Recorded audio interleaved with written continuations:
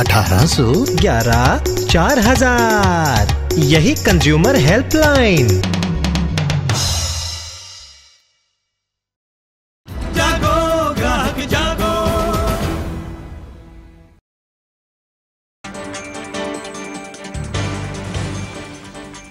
Consumer के लिए कानून है, लेकिन जो है इतने कड़े नहीं कि उसको लेकर जिम्मेदार कंपनियों को कोई डर हो। लेकिन अब सरकार सब कुछ बदलने जा रही है। अब डिफेक्टिव प्रोडक्ट के लिए कंपनी को हर्जाना देना पड़ सकता है। योजना आयोग ने 11वीं पंचवर्षीय योजना में ग्राहकों के हित से जुड़े जो सुझाव दिए हैं, उनमें यह बात शामिल है।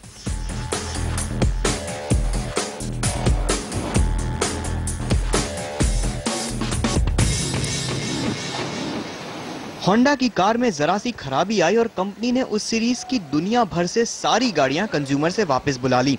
किसी प्रोडक्ट में जरा सी खराबी से पूरे लॉट को वापस बुला लेना अमेरिका और यूरोप में आम है, लेकिन भारत में नहीं।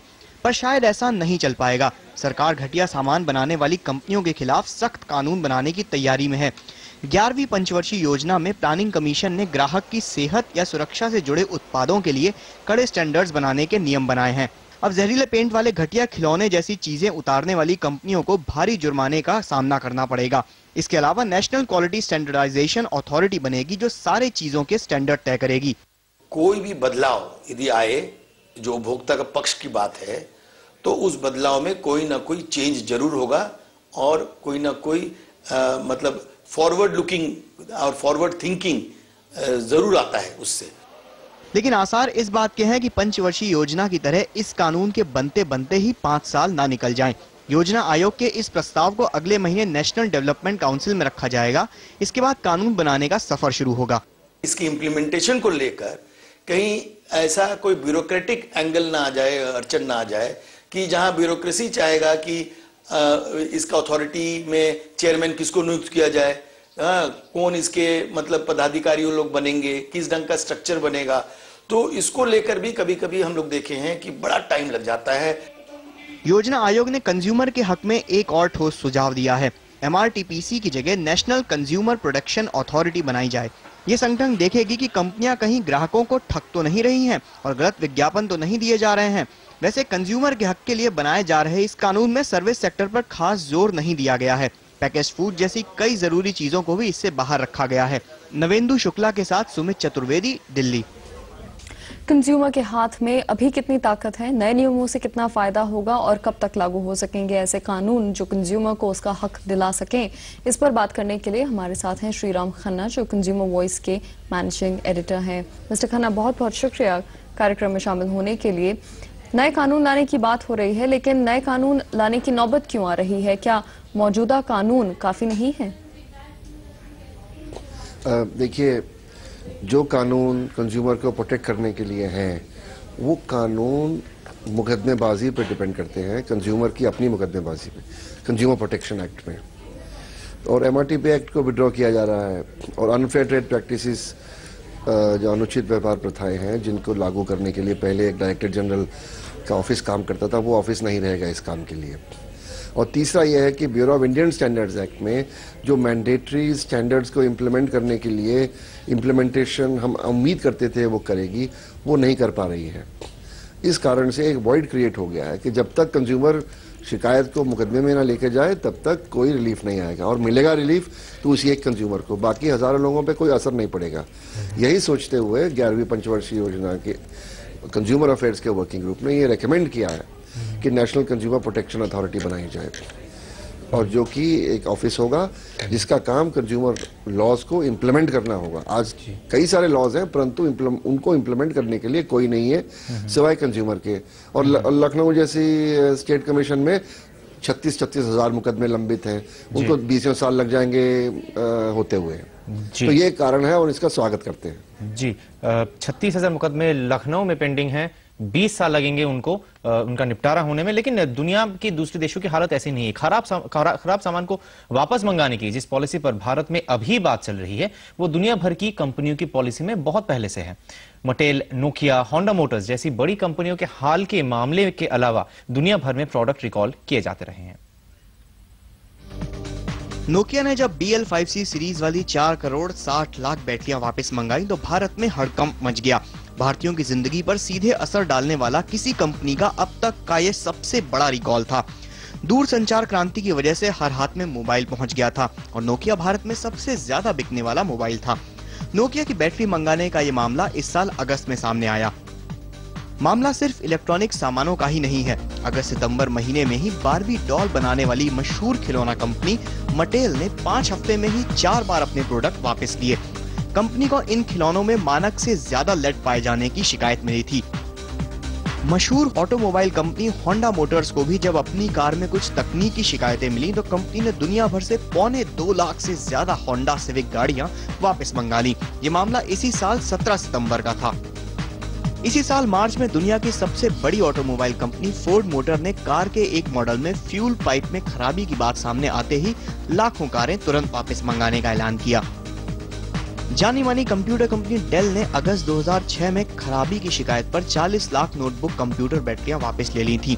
इसी तरह जापानी कंपनी तोशिबा ने अपने लैपटॉप की कुछ बैटरियों में शिकायत मिलते ही 3,40,000 बैटरी वापस बुलाने में देरी नहीं की। IBM लेनोवो ने भी ऐसा ही किया था। कंपनी ने 5 लाख बैटरी वापस मंगा ली थी। ये तमाम मामले दुनिया की बड़ी कंपनियों के हैं। इतने बड़े पैमाने पर बिके हुए माल को वापस मंगाने में कंपनियों को करोड़ों रुपए का नुकसान होता है, लेकिन कड़े क्वालिटी कानून की वजह से कंपनियां ऐसा करती हैं। साथ ही इससे कंपनी को अपने ब्रांड का भरोसा और स्टैंडर्ड को बनाए रखने में भी मदद मिलती है। Bureau report. यहाँ पर हमारे साथ श्रीराम खन्ना इस वक्त मौजूद है। खन्ना साहब, अगर नए प्रपोजल्स जो हैं वो लाए गए, कंज्यूमर के लिए लाए गए, तो फायदा कितना होगा, क्योंकि इम्प्लीमेंटेशन की बात फिर भी रह जाती है। देखिए, अगर USA में जापानीज कंपनी अपना प्रोडक्ट रिकॉल करती है, फोर्ड या कोई होंडा या कोई, तो उसका कारण केवल एक है कि वहाँ पर प्रोडक्ट सेफ्टी कमीशन की फाइंडिंग हो जाती है और कंपनी को रिकॉल करना पड़ता है। हिंदुस्तान में ऐसा कोई कानून नहीं है। दुनिया भर से वो विड्रॉ कर ले, इंडिया से विड्रॉ नहीं करे। नोकिया का जो एग्जाम्पल है वो एक एक्सेप्शन है, क्योंकि नोकिया ने वॉलंटरली किया, हालांकि उस पर कानूनी बाध्यता नहीं थी। और ये हम इसका स्वागत करते हैं, क्योंकि ये जिम्मेदाराना जो रवैया है कंपनीज का, ये कंज्यूमर्स को प्रोटेक्ट करता है। हिंदुस्तान में एक नए कानून की जरूरत है, क्योंकि एक वॉइड है। और मैं आपको बता दूं कि फूड में, खाने के क्षेत्र में ये हमेशा रिकॉल का प्रोविजन रहा है, prevention of food adulteration act में, परंतु उसको ठीक तरह लागू नहीं किया गया। वो स्टेट गवर्नमेंट्स के हाथ में रहा है। और कोई भी फूड रिकॉल का केस मैं तो याद नहीं कर पा रहा हूं, हालांकि वो कानून 20-25 साल हमारे लॉ बुक पे रहा है। इसलिए हम स्वागत करते हैं कि यदि मिनिस्ट्री ऑफ कंज्यूमर अफेयर्स एक नेशनल कंज्यूमर प्रोटेक्शन अथॉरिटी बनाए और स्टैंडर्ड्स को कंपलसरी जो हैं उनको इम्प्लीमेंट करने के लिए प्रोडक्ट्स को रिकॉल करवाए या कॉम्पेंसेशन दिलाए या फाइन लगाए, तो ये कंज्यूमर्स को कचहरियों से बचाएंगे। और हजारों केस जो कचहरियों में जाते हैं इंडिविजुअली एक एक करके, वो कचहरियों पे लोड कम हो पाएगा, ऐसा मेरा मानना है और हम इसका स्वागत करते हैं। चलिए खन्ना साहब, आपसे बातचीत हम आगे जारी रखेंगे, लेकिन कंज्यूमर के हक और खराब माल पर चर्चा हमारी जारी रहेगी। ब्रेक के बाद बात करेंगे देश के मौजूदा कमजोर कंज्यूमर कानून के बारे में।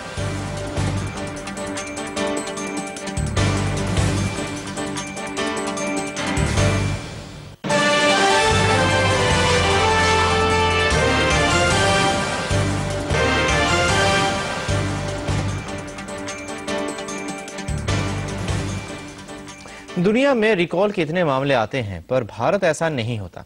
क्या यहाँ हर सामान की क्वालिटी इतनी शानदार है कि कोई प्रोडक्ट कभी खराब निकलता ही नहीं?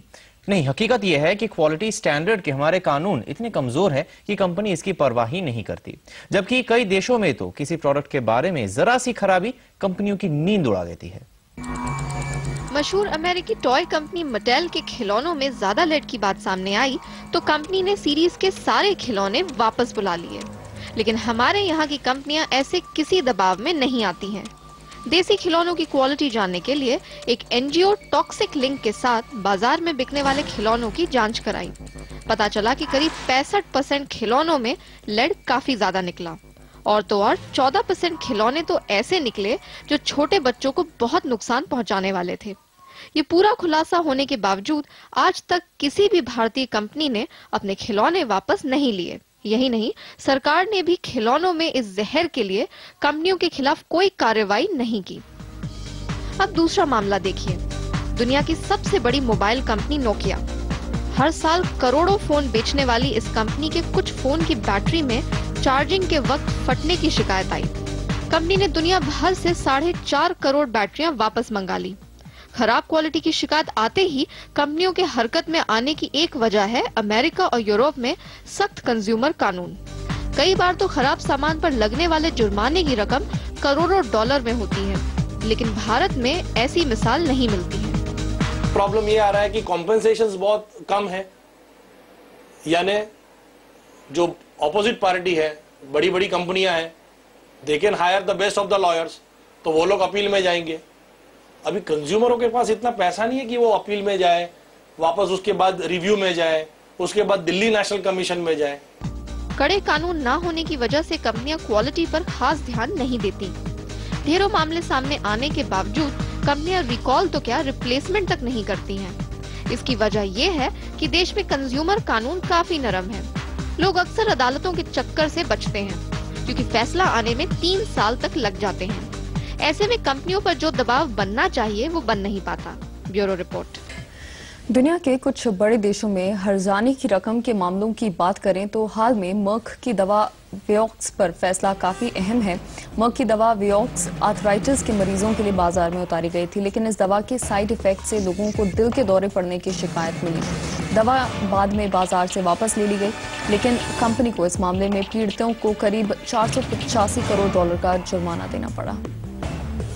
अमेरिकी सिगरेट कंपनी फिलिप मॉरिस को भी लंबा चौड़ा हर्जाना देना पड़ा है। सिगरेट पीने वाले एक शख्स रिचर्ड बुकेन की शिकायत थी कि मार्लबोरो ब्रांड की सिगरेट पीने से उसे नुकसान हुआ है। बाद में लॉस एंजलिस की कोर्ट ने फिलिप मॉरिस को 300 करोड़ डॉलर चुकाने का आदेश दिया।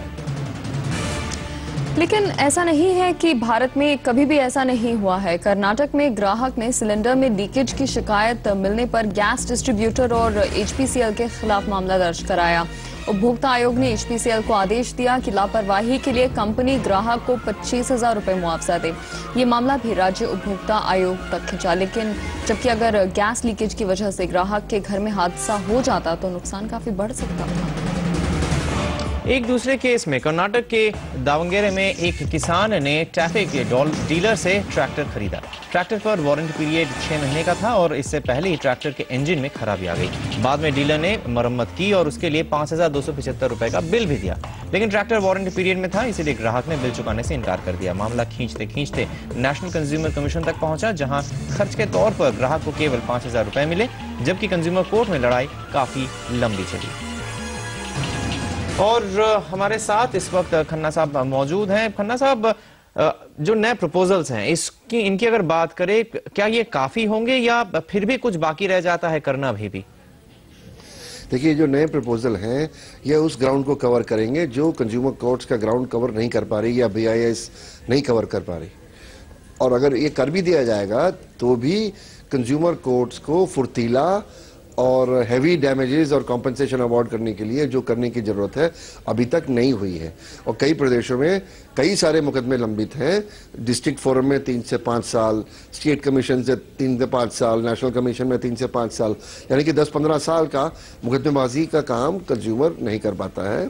और इसलिए ज़रूरत है कि कंज्यूमर कोर्ट्स के कानून को भी चेंज किया जाए, जिससे कि कंपनीज के ऊपर भारी जुर्माने और कॉम्पेंसेशन अवार्ड किए जा सकें, जो आज की तारीख में हमारी कचहरियां नहीं कर रही हैं। तो जो योजना आयोग सुझाव दे रही है वो स्वागत योग्य है, परंतु वो अकेले उसके कारण स्थिति बदलने वाली नहीं है। तो खन्ना साहब, आपको लगता है कि उपाय उठाने पड़ेंगे? आपको लगता है कि सिर्फ कानूनों में बदलाव या नए कानून लाकर काफी नहीं होगा, कंपनियों को और भी सेंसिटिव होने की जरूरत है अपने ग्राहकों की तरफ? बिल्कुल। देखिए, मैं तो इस बात को मानता हूं कि भय बिन प्रीत ना हुई।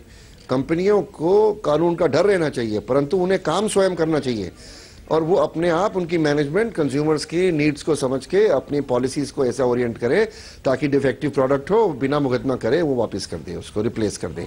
अगर किसी कंज्यूमर को नुकसान हुआ है, उनकी पॉलिसी होनी चाहिए कि भी हम इतना नुकसान आपका भरेंगे, और उनके एम्प्लॉयज और उनकी मैनेजमेंट इस बात में कंज्यूमर फ्रेंडली रहे। और हमारा ये प्रयत्न है, हमारी जो शिकायतें आती हैं consumer voice national consumer helpline की कन्वर्जेंस प्रोग्राम में करीब 70 कंपनियों के साथ हमने डायरेक्ट कांटेक्ट बैठाया हुआ है कि भाई कचहरी नहीं जाएंगे कंज्यूमर, हम उसकी शिकायत आपके पास भेजेंगे, आप जो कर सकते हो हमें बता दो ताकि कचहरी में जाने की जरूरत ना पड़े। जी बहुत शुक्रिया। तो खन्ना इस साहब। प्रकार का जी। अप्रोच, हाँ जी जी खन्ना साहब, वक्त की थोड़ी कमी है, लेकिन बहुत शुक्रिया आपका आज हमारे साथ कार्यक्रम में शामिल होने के लिए। धन्यवाद, बहुत बहुत धन्यवाद।